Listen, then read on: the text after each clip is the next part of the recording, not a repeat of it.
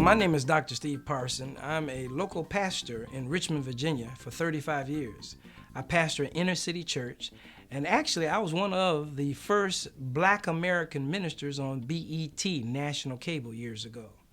I just had to send this video to you, Bill, because I want you to know that I'm in 100% agreement with just about everything that you've said about the black family, the degradation of the black family, what's happening in the inner city with our folks. Certainly it might be an American problem, but not like in the black problem. Here it is, United States Census Bureau statistics say that only 8% of the African American has income over $100,000 a year, and 47%, that's right, there's that number, 47%.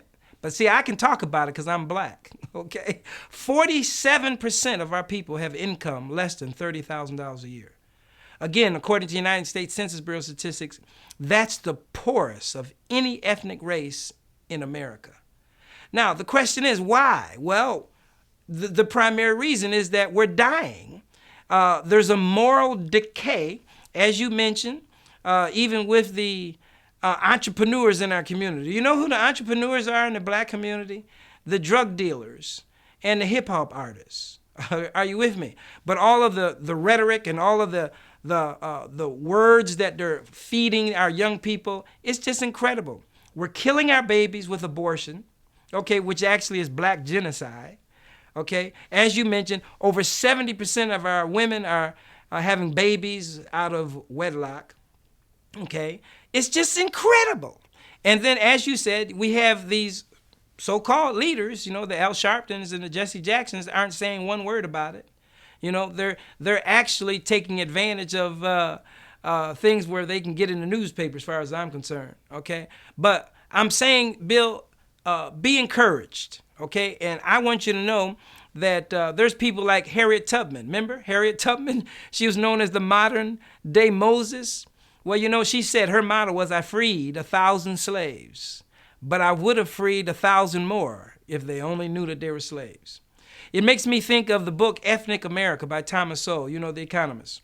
In his book, he said, during the time of emancipation and proclamation, slave owners, which in my opinion represented the system, okay, the system, the slave owners would get with each other and say this: teach the Negro how to work, but never let him learn how to take care of himself. Keep him dependent on us for a job, and then we'll never be concerned about him leaving. He's not going anywhere. We don't need fences to change because he does not know how to make a living without a job. Well, as a result of what I call that education, today we only have 2%. That's it. 2 to 3% of the black American is either self-employed or own a business. And here it is, we have the President of the United States, you know, who feels as though it's his responsibility to give us jobs. No, we need education to where we can learn how to do it for ourselves. Again, I might be from Buffalo, New York, but I live right here in Virginia. Virginia is the home of Carter G. Woodson, the father of African American history, the second Negro to graduate from Harvard University. In his book, The Miseducation of the Negro, he states that until the black man learns how to do for himself, he'll never be any further along than he's ever been.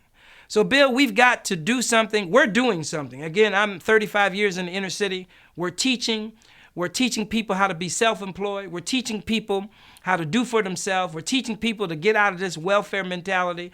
We're teaching people how to go into business and do their own business and generate income from home if need be. Why? Well, we don't have time to wait for the government to give us anything.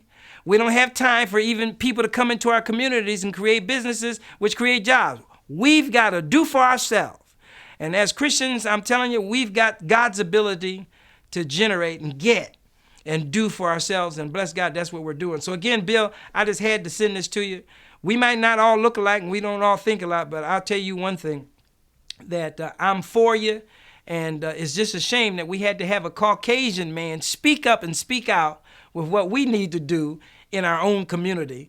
And but I want you to know there's a movement right now. There's ministers, there's people that are going forth and teaching and attempting to do something. Faith without doing something is dead, and we're doing something to make a difference in our community for the glory of God. God bless you, Bill. Be encouraged.